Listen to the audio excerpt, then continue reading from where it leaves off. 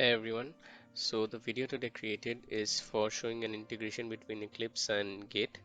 I had some issues getting it done, so I thought I'll make a small video to just show how you can push a local repository created in Eclipse all the way across to a Git repository. So to make this happen, the first thing that we need is to have an actual Git repository. And to do that, go into your GitHub account, go to repos, go to new, create a sample repo, test Git. This should do for us. And there'll be a lot of other options. You can use the ones you want, or you can add a readme file to give a description of it. So there are a lot of useful tools to make the readme file. I'll give a few links right in the description of this video below. Click on create repository, and that creates your repository. So this is the readme portion, and okay, so you're going to use the HTTPS format because that's what you're going to use to push the files across from Eclipse. So moving on, I've got my Eclipse open. You can use any version.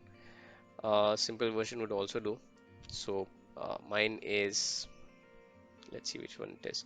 So this is basically a basic version of Java and web developer. So you can use any version. You can add your Git as a plugin, or it's mostly built in. So I didn't have to add any plugins, right? Now, if you have to open your Git view, normally you don't have the Git views. You'll be in Package Explorer view. So you go to Window and Perspective, open Perspective. You go to Other. So you should have Git over here.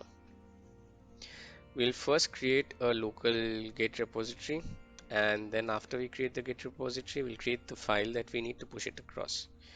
So you have the button over here, you can use this. It's asking for the name of the repository. Test repository we'll call it, and we click on create. So that's it. So you can change the name of the uh, path, you can change the name of you can change the name master, which and you can give it whatever name you wish. That's like, signifies which, whether dev or testing or stage, whatever you want. So that'll be a branch name. Now inside Git there'll be a lot of these files or this hierarchy structure that you create. I'm not going to go into explaining these. This is more of how GitHub works, so, and how Git works actually. So we'll create a new project, Java project. So we'll give it a name, test Git. Sorry, we just have to select Java project. Next, project name, test Git. Rest of the options are already selected. Add project to working sets. So fine, we can just go ahead and click on finish. I don't need to create model info. Open in Java. Yes, let's open in Java perspective. It's easier that way. And let's create a file. So we're going to get a class, and we're going to give it a name. So let's give it a name, a package. Uh, my dot test kit, and let's call this test kit. Default public static void main. Give it a sys out. So nothing fancy, since this is not a Java programming overview. And that should work. Okay, that works fine. Now what we have to do is we have to first add this to Git. So Git knows that, okay, this is the file that will eventually, or this is the package it's eventually going to look at for files changes and what we want to commit to Git from the local repository which we just created to the online repository which we created right in the beginning. So we have an option for team and share project. So before we do that, let's go into Git once. There's one aspect we have to work out. So there might be a lot of class files and other files coming through. We just want to avoid those. You can do that by adding a git ignore file, and that has to be in the same level as the git file. So if you do show in System Explorer, it will take you to your actual folder where it's created.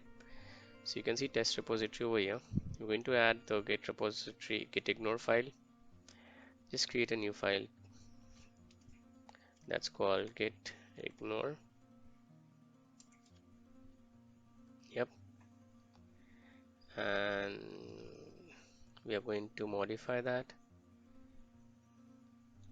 with notepad and add star.class to signify we don't want any of these files being read by git. Right click on this, go to teams, share project, and you got two options because I got two get repositories. So what I'm going to do is I'll use the test repository we created right now, and we are going to click on finish. So let's see what the get staging area looks like. Right, so it's got all the files over here. Now typically get staging is where you first commit or put the files in the staging area and then you push it across to your remote repository. So what I need to do is I need to push this particular file to staging, add a comment, test get file. So this can be your issue or change request number or additional nodes, etc. to specify what the commit and its requirements, right? Then you got to do is commit and push. So this is where we need to use the URL that we created right in the beginning, and we copy it, paste it down here, the URI section. So you can see the rest of it is done. So it'll ask for user and password authentication. I'll update that.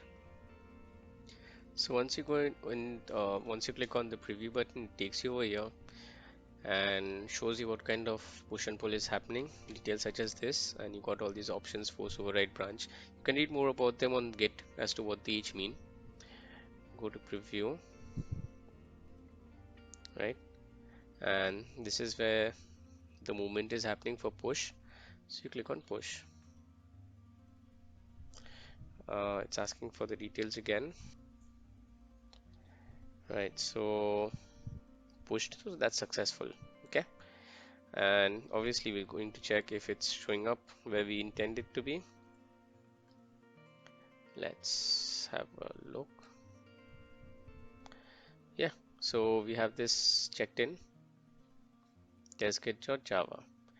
It's in this particular branch, right? So if you go to view all branches, we just have one branch over here, and that's the default branch. You could possibly rename the branches as well. Okay, I think the reload was not working, but now we have a lot of the options coming through. So you can go into settings and you can rename the repo. You can see the branches that you have, and you can add rules, modify them, rename the master branch. So all these options are available to you under settings. So mostly it's a one-time effort. It's not advisable to change it very regularly. So it's asking me to add a readme file. So you can click on add a readme. Mostly it's text, but there's an easier way to get this done. You can go to GitHub readme generator and create what you need. So I'll just create a sample. So in this case, you don't have to do a lot of typing. You can just select backend development, your interest, update your profile data points over here, whatever profile names, etc. you have. You can update those over here, and then click generate readme. So it actually creates the entire code that you need. Preview it. This is how it will look like, and you can just copy and paste it over here, and that will show up in your overall view as well as a readme. So normally what you have over there is description. If there's any specific instructions you have to give for the project you're running, that's what you're going to put in the readme. So obviously there's a number of tutorials on that as well. Hope that helps, and happy coding.